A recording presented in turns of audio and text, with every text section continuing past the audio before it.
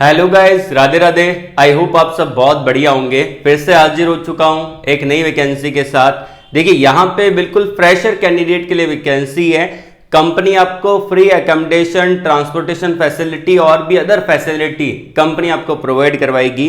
और आपका pass out year यहाँ पे कोई सा भी है तो भी चलेगा। अब देखिए बहुत सारे बच्चों के कैरियर में गैप आ जाता है, तो मेरे को ऐसी वैकेंसी लानी पड़ती है जिसके अंदर पास आउट ईयर 2020 वाला भी एलिजिबल हो, 21 वाला भी एलिजिबल हो, 22, 23, 24, 25 ये सभी यहाँ पे एलिजिबल है।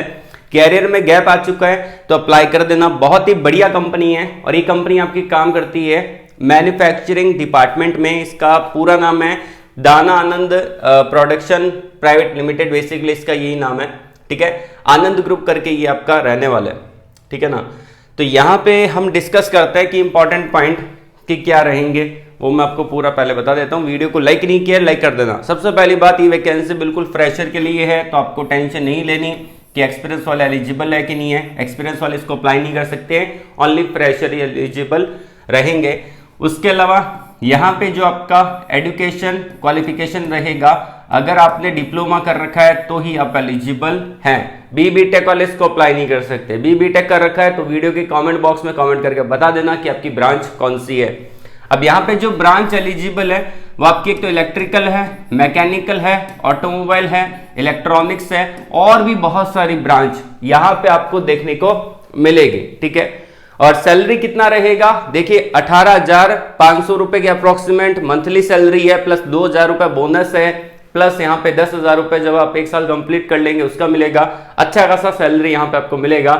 सबसे बढ़िया बात ये है कि आपको भी जॉब लगना पड़ेगा अगर आपके कैरियर में गैप है तो मिस मत करिएगा। डायरेक्टली सिलेक्शन आपका बड़े इजीली यहाँ पे हो जाएगा।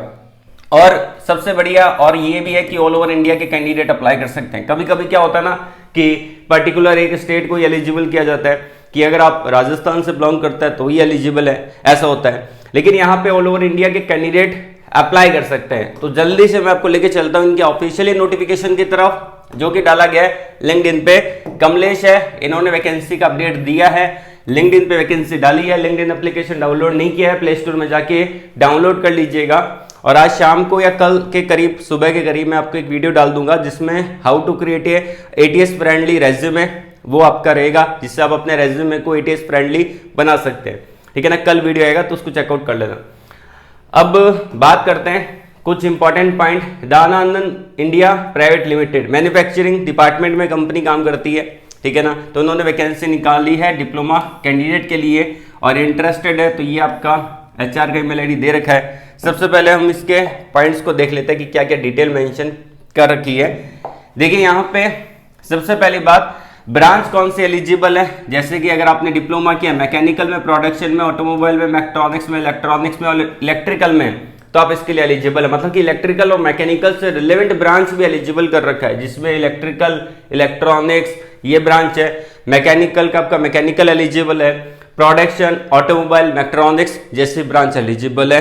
देखिए मार्केट सिनेरियो बहुत खराब चल रहा है, आपको पता है, जॉब मिलना बहुत मुश्किल है। तो अगर आपका पास आउट ईयर 2022 का है, 23 का है, या फिर आप 22 के पास आउट है, तो मेरे भाई जॉब एक बार कहीं ना कहीं लेना बहुत जरूरी है, नहीं तो फिर आगे दिक्कत होगी, फिर जॉब मिलेगी नहीं। कि जैसे जैसे कैरियर में गैप आएगा वैसे वैसे आपका जॉब मिलना बहुत मुश्किल हो जाएगा। तो यहाँ पे अगर आप पास आउट हो चुके हैं डिप्लोमा के अंदर 60% के साथ, आप यहाँ पे एलिजिबल है। आपकी जो एज है वो आपका 21.4, मतलब कि लगभग आपका 21 साल से कम होना जरूरी है। 21 साल या उससे यहाँ पे मेंशन कर रखा है, उससे छोटी होनी चाहिए। ठीक है ना। और यहाँ पे फ्रेशर कैंडिडेट एलिजिबल है, और आपको एक मेडिकल आपका एम्प्लॉयमेंट मेडिकल एग्जामिनेशन होगा, वो आपको क्लियर करना जरूरी है। अब मंथली सैलरी कितना रहेगा, मंथली सीटीसी आपका बैठता है 18,695 रुपए। उसमें आपको अटेंडेंस अवार्ड मिलेगा 2,000 रुपए पर महीने का, तो 18 और 2 कितना हो गया, 20,000 के करीब हो गया, लगभग आपका 20,695 रुपए हो गया। और आपका रिटेंशन बोनस मिलेगा, जो कि आपको 1 साल के बाद मिलेगा। जैसे 1 साल का सर्विस कंप्लीट हो जाएगा तो 10,000 रुपए आपको रिटेंशन बोनस भी यहाँ पे मिल जाता है। फैसिलिटी क्या मिलेगी, एक तो मेडिकल इंश्योरेंस कंपनी की तरफ से मिलेगा, कैंटीन, ट्रांसपोर्टेशन मैंने आपको बताया वो फैसिलिटी मिल जाती है। मेजर खर्चा कहाँ होता है, जब हम कभी जॉब करते हैं तो कहाँ पे पैसा लगता है, कैंटीन पे लगता है, हम ट्रांसपोर्टेशन पे लगा देते हैं, उसके अलावा यहाँ पे एकोमोडेशन पे लगा देते हैं, रहना खाना पीना सब कंपनी देगी, हॉस्टल फैसिलिटी कंपनी प्रोवाइड करवाएगी। मंथली परफॉर्मेंस अवार्ड भी आपको यहाँ पे मिलेगा, ठीक है ना। और साइट, अगर आप साइट पे जाएंगे तो वहाँ पे डॉक्टर भी अवेलेबल रहते हैं इनके, तो वो उनकी टीम भी है, ठीक है ना। कोई टेंशन यहाँ पे आपको नहीं लेना। स्टार्टिंग करना चाहते हैं कहीं ना कहीं से तो यहाँ से शुरू कर सकते हैं। अब बात आती है भाई अप्लाई कैसे करना है। अप्लाई करने के लिए सिंपल सी बात है, यहाँ पे एक ईमेल आईडी दे रखा है ये वाला, ठीक है, radha.rawat@dana.com, ठीक है ना। इस पे अपने को ईमेल करना है। अब कैसे ईमेल करना है उस तरीके को जान लेते हैं, क्योंकि बहुत सारे बच्चे जो ईमेल करते हैं वो मुझको ही कर देते हैं। अगर मैं अपनी ईमेल आईडी खोल के अगर आपको दिखाऊं तो मैक्सिमम बच्चे मेरे को ईमेल कर देते हैं। भाई मेरे को ईमेल नहीं करना है, ये जो ईमेल आईडी एचआर की दे रखी है इन्हीं को ईमेल करना है। आप मेरे को ईमेल कर देते हो, मैं कौन सा आपको जॉब दूंगा, लेकिन मैं तो जॉब का अपडेट दे सकता हूं, आपको गाइडेंस दे सकता हूं। मेरा काम ये है, मेरा काम जॉब आपको देना नहीं है।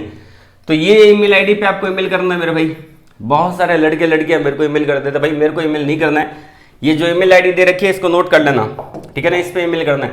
सबसे पहले अपना ईमेल आईडी ओपन करना है, उस पर कंपोज वाला बटन होगा, उस पर क्लिक करना है। कंपोज पे क्लिक किया, ये टैब ओपन हो जाएगा, ठीक है ना। और वहां पे जो आपका टू वाला ऑप्शन आएगा वहां पे आपको ईमेल आईडी डालनी पड़ेगी एचआर की। अब देखिए आप पूरा ईमेल कर देंगे, सब कुछ कर देंगे, लेकिन जब आप रेज्यूमे अटैच करेंगे, मैंने बहुत बार आपको पहले बता दिया है कि आपको ईमेल कैसे करना है। सिंपल सा प्रोसेस है। कवर लेटर का लिंक वीडियो के डिस्क्रिप्शन में दे रखा है, उसको कॉपी करके वहां पे पेस्ट कर देना है, रेज्यूमे अटैच करना है। अब यहाँ पे दो टाइप के रेज्यूमे हैं, एक तो ये है, दूसरा ये है।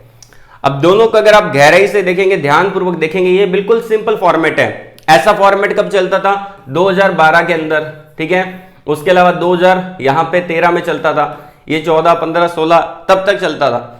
अभी का जो सिनेरियो है उसके अकॉर्डिंग अगर आप ऐसा रेज्यूमे भेजेंगे तो डायरेक्टली आप रिजेक्ट हो जाओगे, आपका हायरिंग ही नहीं होगा, ठीक है ना। तो ऐसा अपने को नहीं करना है, एक रेज्यूमे ढंग का बनाना है, ठीक है ना। प्रॉपर अपने को मेंटेन करके रखना है अपने रेज्यूमे को। ये है यहाँ पे नमन कुमार, ये बेसिकली अडानी के अंदर अभी जीटी की पोजीशन के लिए सिलेक्ट हुआ है, ठीक है ना।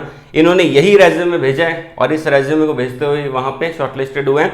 अब देखो इनके रेज्यूमे में क्या डिफरेंस है, मेजर डिफरेंस क्या है। इन्होंने यहाँ पे प्रोजेक्ट के बारे में डिटेल मेंशन कर रखा है, ठीक है। तो आपने जो माइनर प्रोजेक्ट बना रखा है, ठीक है ना, मेजर प्रोजेक्ट आपने जो बनाया है, इंटर्नशिप आपने जो की है, या फिर कोई अप्रेंटिसशिप आपने जो की है, वो सारी डिटेल मेंशन की गई है यहाँ पे।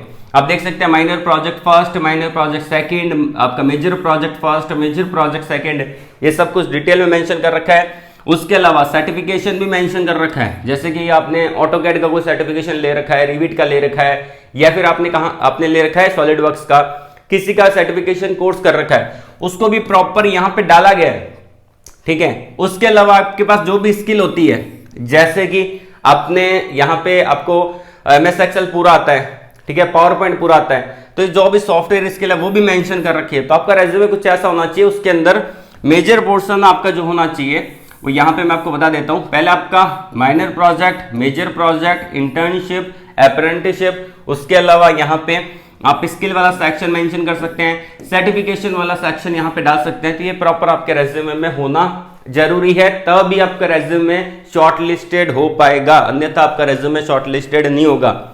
तो और दूसरी बात ये भी आ जाती है कि जब भी आप अपना रेज्यूमे बनाएं तो एक रेज्यूमे का फॉर्मेट बना लिया और कंपनी का रिक्वायरमेंट देखें कि कंपनी क्या स्किल मांग रही है, तो उसके अकॉर्डिंग आपको जल्दी से अपने रेज्यूमे को अपडेट भी करना पड़ेगा।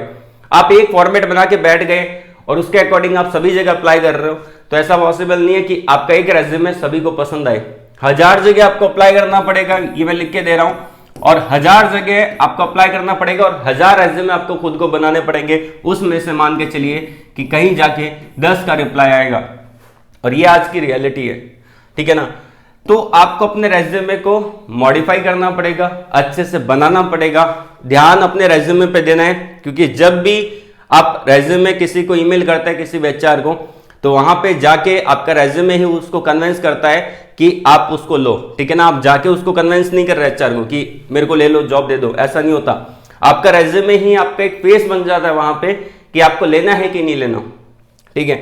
तो अपने रेज्यूमे को बढ़िया बनाना है और काफी अच्छे से प्रिपेयर करना है। उसके अंदर मेजर स्किल, माइनर स्किल, आपका मेजर प्रोजेक्ट, माइनर प्रोजेक्ट, उसके अलावा स्किल वाला सेक्शन, इंटर्नशिप, ये सब कुछ आपको डालना पड़ेगा, ठीक है। रेज्यूमे का फॉर्मेट वीडियो के डिस्क्रिप्शन में दे रखा है, कवर लेटर वीडियो के डिस्क्रिप्शन में दे रखा है।